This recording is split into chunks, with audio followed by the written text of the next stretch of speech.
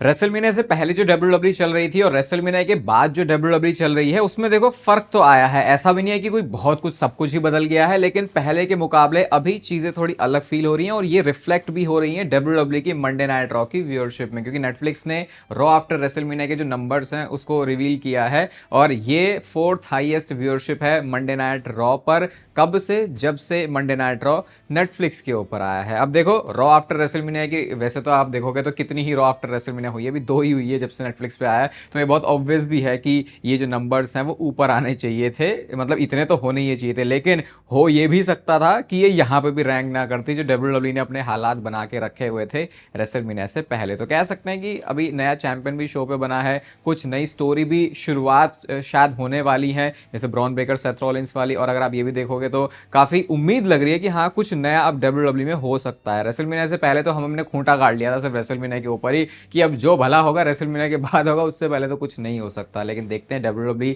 कैसे अब शोज को बुक करते, क्योंकि लेसन तो आई थिंक इन्होंने सीखा होगा जो इन्होंने रेसलमेनिया से पहले किया। और वेलकम है आपका वॉइस ऑफ रेसलिंग के एपिसोड नंबर 884 में। और पहले ही बताया था बहुत अच्छे से अब डब्ल्यूडब्ल्यू की बैंड बजाने वाले हैं, वो है नहीं मोदी जी का मीम, हिपोक्रेसी की भी सीमा होती है, बस वैसा ही कुछ यहाँ पे हुआ है। सबसे पहले तो भाई अगर आप ये चाहते हो कि ट्रिपल एच को क्रिएटिव कंट्रोल से हटा देना चाहिए तो निक खान ने इस बात को ऑफिशियल किया है कि उन्होंने निक ट्रिपल एच को और आगे कुछ सालों के लिए कॉन्ट्रैक्ट में ले लिया है, यानी वो ऐसे ही रहने वाले हैं डब्ल्यूडब्ल्यू के क्रिएटिव हेड। और भले ही इस बार रेसलमेनिया में वो हाइप नहीं बन पाई और क्रिएटिवली चीजें अच्छी नहीं हुई, स्टोरी लाइन वैसी नहीं हुई जैसे हम रेसलमेनिया में डिमांड करते हैं, लेकिन टीकेओ का ये कहना है कि जो भी है ठीक है, ओके है। अभी उन्होंने ऐसा कुछ बहुत इमीडिएट डिसीजन लेने का इसके ऊपर नहीं सोचा है, जैसे कुछ बातें ये भी आती हो सकता है साल के एंड तक भी ट्रिपल एच को निकाल दें, लेकिन अभी इन्होंने कॉन्ट्रैक्ट में उनको ले लिया है। बट क्या पता ट्रिपल एच की लाठी उनके ऊपर भी कभी चल जाए, जैसे हमने भी सुपरस्टार्स को रिलीज होते हुए देखा। तो ऐसा नहीं है कि कोई भी बंदा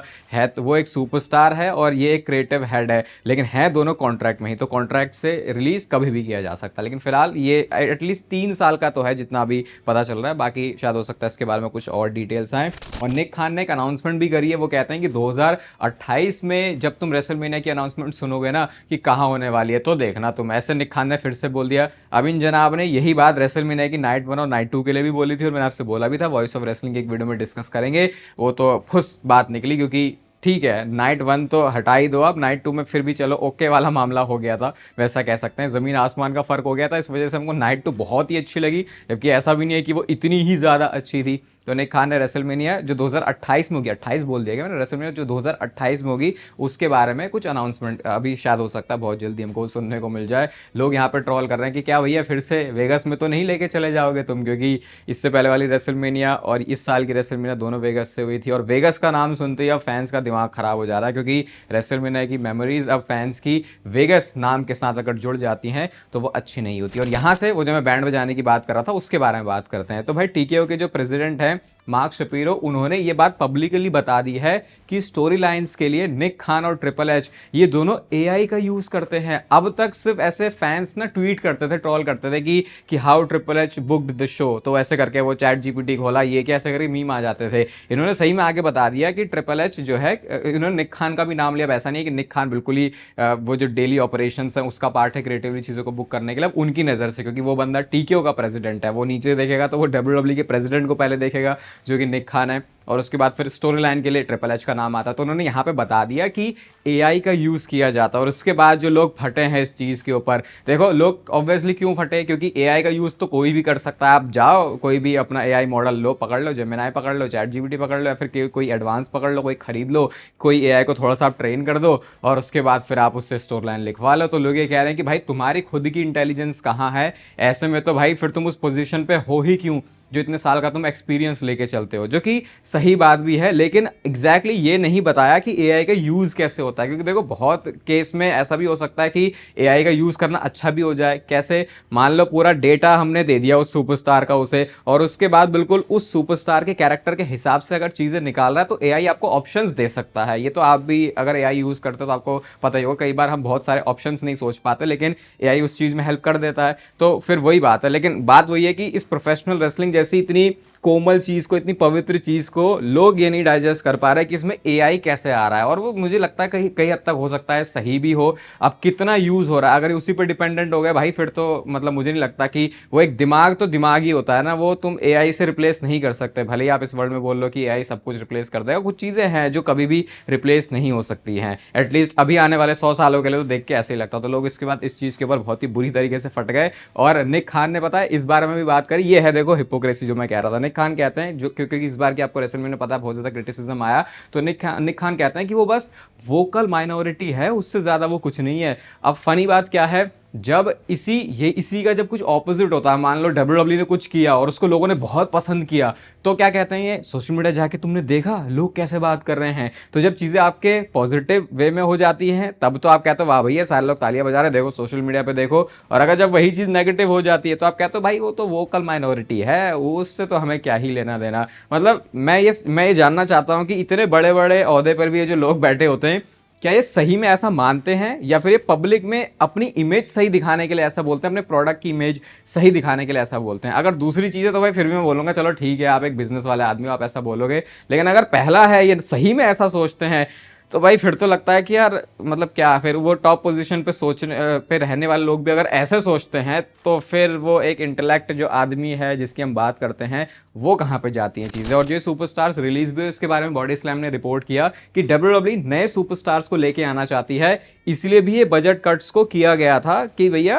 अब हमें जो है अब नए नए सुपरस्टार चाहिए। वही तो मैं कह रहा था भाई, तुम अभी जो तुम्हारे सुपरस्टार हैं तुम उनके साथ पहले कुछ अच्छा कर लो। सुपरस्टार्स को जो तुम नए लेके आ रहे हो उनके ऊपर भी तुम फिर वही चीज़ करोगे तो वो तो लूप में ही चल रही है चीज़। तुम नए लाते हो तो फिर उसके बाद फिर दोबारा नए लाते हो तो वो पुराने जो पहले नए होते हैं वो निकल जाते हैं। फिर एक रीज़न ये भी बताया कि स्मैकडाउन क्योंकि अब 2 घंटे का शो होने वाला है तो इसलिए वहाँ पे इतनी सुपरस्टार्स की ज़रूरत भी नहीं है, तो उनको निकाल दिया गया है। तो पता नहीं यार ये वाला मतलब इस ऐसे में तो अब जो डब्ल्यूडब्ल्यू सुपरस्टार्स हैं उनकी जॉब सही में बहुत ज़्यादा ही खतरे में है। और सबसे ज़्यादा हल्ला कायरी सेन का मचा था, तो कायरी सेन ऑलरेडी जापान जा भी चुकी है। और मेल्जर चिचा ने एक रिपोर्ट कर दी थी कायरी सेन के बारे में, रिपोर्ट मतलब एक चीज़ अपडेट करी थी कि कायरी सेन खुद जापान जाना चाहती हैं। तो लोग थोड़े से सॉफ्ट हो गए कि अच्छा अगर खुद कायरी सेन को ही जाना था इसलिए उनका रिलीज होना बनता है। और सोचो ये एक सच्चाई नहीं है। कायरी सेन ने फिर उसके बाद एक ट्वीट किया, यानी मेल्जर चिचा को भी रेला गया बहुत ज़्यादा। यहाँ पे ट्वीट में लिखती हैं कि भाई देखो मैंने कभी भी वॉकड अवे ऐसे वाली बात को बोले कि मैं गई नहीं थी, मैं इस जगह से प्यार करती हूँ, मैंने अपना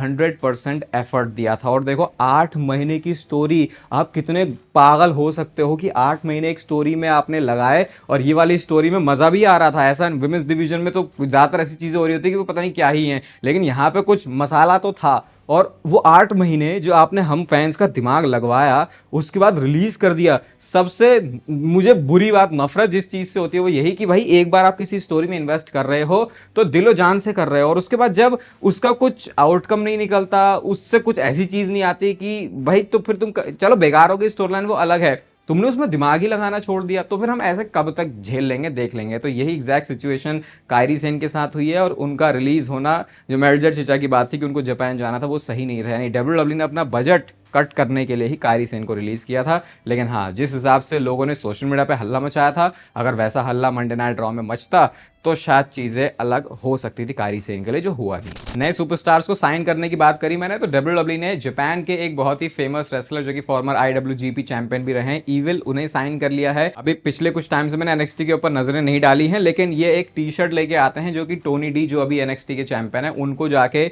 वो टी शर्ट देते हैं और शायद वो उनको अपने ग्रुप में लाने की बात कर रहे हैं, क्या कर रहे हैं। प्रेजेंटेशन जापान में भी बहुत यूनिक थी ईविल की। लेट्स सी यहाँ पे अब क्या होता है, क्योंकि जापान से कोई बंदा आता है भाई तो अपनी वो रेसलिंग तो लेके ही आता है, लेकिन हर उसका एक यूनिक कैरेक्टर भी होता है जो कि भले ही रेसलिंग के बारे में ज़्यादा होता है, लेकिन अलग अलग आपको सुपरस्टार फील हो जाएंगे। स्पेशली जो डब्ल्यूडब्ल्यू साइन करती है जापान से लेके आके, क्योंकि उनको पता होता है कि यार ये कुछ अलग है, ये बाकियों से स्टैंड आउट कर रहे हैं। तो ये एक नया जो है सुपरस्टार आ गया NXT में। लेट्स सी यहाँ से जो स्टोरी लाइन है वो कैसे चलती है। बाकी कल हमको पता चल गया कि जो बैकलैश है वहाँ पे मैच ऑफिशियल हो गया है रोमन रेंस वर्सेस जेकब फार्टो का। यहाँ पे आप उनका जो है ग्राफिक भी देख सकते हो। और इससे पहले जो मैंने आपको दिखाया था रोमन रेंस का पोस्टर बैकलैश के लिए, डब्ल्यूडब्ल्यू ने रेडी कर दिया होगा जेकब फार्टो रोमन रेंस का पोस्टर, बस क्योंकि उस समय मैच ऑफिशियल नहीं था तो उन्होंने क्या किया, उन्होंने बस रोमन रेंस को लगा दिया था। और उसके बाद अब जो अपडेटेड है उसमें पीछे आप जेकब फार्टो को भी देख सकते हो। अब लोग इस समय ना डब्ल्यूडब्ल्यू के पीछे तो देखो पड़े ही हुए हैं। तो यहाँ पे एक ओल्ड रेंडर है जो कि डब्ल्यूडब्ल्यू यूज कर रही है रोमन रेंस का, उनकी वर्ल्ड हेवीवेट चैंपियनशिप के साथ। एक बंदे ने इसको सही ब्रेक डाउन किया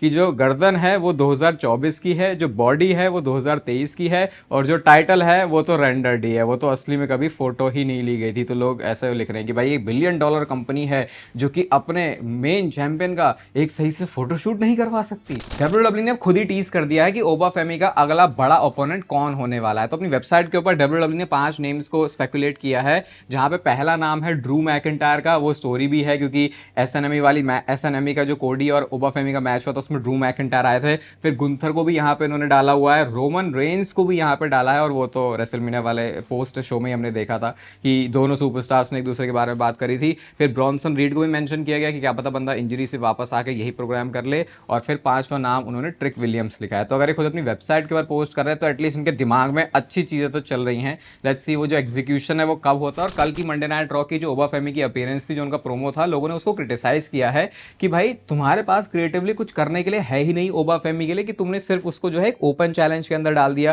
देखो बात ये आप बोल सकते हो सही भी बोली गई है, गलत भी बोली गई है। मे बी डब्ल्यूडब्ल्यूई इस ओपन चैलेंज वाली चीज को एक थिंग बना के कुछ करना चाह रही हो ओबाफेमी के साथ। तो पहले ही बार में आई थिंक ऐसा जज करना सही नहीं रहेगा कि एकदम से कि ओबाफेमी की बुकिंग के ऊपर जो है हम चढ़ जाएं कि भाई तुमने सीधा उसको एक तगड़ा प्रोग्राम क्यों नहीं दिया। जैसे मैंने आपको बोला था जब ओबाफेमी मेन रोस्टर में भी आए थे तो मैंने बोला था अभी टाइम लेते हैं, देखते हैं। और उसके बाद जब उनको सीरियस प्रोग्राम में डाला तो वो सीधा ब्रॉक लेसनर के साथ था। तो देखते हैं अब डब्ल्यूडब्ल्यू यहाँ से क्या करती है। लेकिन अभी लोग थोड़ा सा चढ़ गए हैं ओबाफेमी की बुकिंग के लिए। क्या डब्ल्यूडब्ल्यू ब्लड लाइन का जो नेम है उसको चेंज कर रही है, और Roman Reigns, Jimmy Uso, Jey Uso की ये जो फैक्शन है इसको नया नाम दिया जा रहा है। तो कल की मंडे नाइट रॉ के रिव्यू में जैसे मैंने आपको बताया था, वीडियो की जो रॉ की स्टार्टिंग में ही जो सेगमेंट था जहाँ पे एक सिनेमैटिक वीडियो फिल्म करी जाती है और वहाँ पे जिमी ऊसो बोलते हैं फैमिली फर्स्ट, और उसके बाद रोमन रेंस जिमी ऊसो और जे ऊसो ने ऐसे हाथ मिलाया था और रोमन रेंस ने अपना हाथ ऊपर से रखा था और वो बोलते हैं द फर्स्ट फैमिली। तो क्या ये एक नया नेम है जो कि रोमन रेंस, जिमी ऊसो और जे ऊसो की फैक्शन का होने वाला है ब्लड लाइन के बाद? अब ये थोड़ा उसका सक्सेसर है, क्या ये नई फैक्शन है? अब देखो ब्लड लाइन वाले नेम के साथ भी जाया जा सकता है, लेकिन अगर डब्ल्यूडब्ल्यू कुछ नया सोच रही है तो आई थिंक फिर कुछ हो सकता है इसमें और कुछ एलिमेंट ऐड हो कि अगर नाम ये चेंज कर रहे हैं तो क्या पता डब्ल्यूडब्ल्यू स्टोरी लाइन को भी बहुत अलग तरीके से अप्रोच करे, क्योंकि वो शायद थोड़ा सा डब्ल्यूडब्ल्यू का अलग करने का भी एक तरीका हो जाएगा कि वो ब्लड लाइन का एरा था और ये द फर्स्ट फैमिली वाला टाइम था। आप बताओ क्या आपको लगता है कि ब्लड लाइन वाले नेम के साथ ही जाना चाहिए या डब्ल्यूडब्ल्यू फिर कुछ एक्सपेरिमेंट कर सकती है? कर सकते हो तो भाई थोड़ा अच्छा ही करना, वरना फिर मामला आपका फिर ज्यादा गड़बड़ सही हो जाता है। देखो कल के मंडे नाइट रॉ में रोमन रेंस आया बड़े ही शाही तरीके से था, अपनी बेल्ट लेके, भाई जूते वूते भी उन्होंने कुछ वो कोलैब जॉर्डन वाले कुछ करके पहने हुए थे, लेकिन जब बंदा गया तो उसकी हालत खराब हो गई। यहाँ पे देखो फैंस ने इवन कुछ ट्वीट्स भी किए कि भाई 15 मिनट में क्या हो गया रोमन रेंस के साथ। और सही में रोमन रेंस ने हो सकता है बोला हो जेकब फाटो को कि मुझे ऐसे तू चोक करना कि मेरी बैंड बज जाए, और सिर्फ कुछ ही टाइम के अंदर रोमन रेंस की शक्ल जो कि बिल्कुल तरोताज़ा सी लग रही थी एकदम से ऐसे चोक किया जो जेकब फाटो है उन्होंने, कि हालत खराब हो गई फिर रोमन रेंस की। और क्या जेकब फाटू एक नया मूव इंट्रोड्यूस कर रहे हैं डब्ल्यूडब्ल्यू में, जो कि नया तो नहीं है, ये पुराना ही है, और जेकब फाटू इसे खुद भी यूज करते हैं। जो हमने रोमन रेंस को लास्ट में मतलब उन्होंने चोक करते हुए देखा, जिसको पहले भी हाकू यूज कर चुके हैं टोंगन डेथ ग्रिप के नाम से, लेकिन अभी ऊसोस के ट्विटर अकाउंट से एक ट्वीट आता है जहां पे वो लिखते हैं someone death grip now crazy, ऐसे करके उन्होंने लिखा। तो शायद जेकब फाटू का ये एक नया मूव, जो कि पुराना ही उनका यूज किया हुआ मूव है, लेकिन हमने मेन रोस्टर में उनको इतना इसको यूज करते वैसे देखा नहीं है, तो शायद अब इसको वो थोड़ा ज्यादा यूज करने लगेंगे अपने बाकी मून सॉल्ट और उसके अलावा जो उनके और भी सिग्नेचर फिनिशर हैं उनके साथ साथ, जो कि थोड़ा उनकी टफनेस में आई थिंक ऐड करेगा, क्योंकि जेकब फाटू जो है शायद वैसा कैरेक्टर ही है। बाकी नेचुरल टीन का लिंक आपको मिलेगा डिस्क्रिप्शन में। आरपंथ वाला कोड आप यूज करते हो तो आपको प्यारा सा डिस्काउंट मिल जाता है नेचुरल टीन के सारे ही प्रोडक्ट्स के ऊपर। इस वीडियो को यहाँ तक देख रहे हो तो लाइक कर दो। डेली वीडियोस अगर ऐसी देखना चाहते हो तो इस चैनल को आप लोग सब्सक्राइब कर सकते हो। बाकी तब तक फिर लेते रहो जिंदगी के मजे।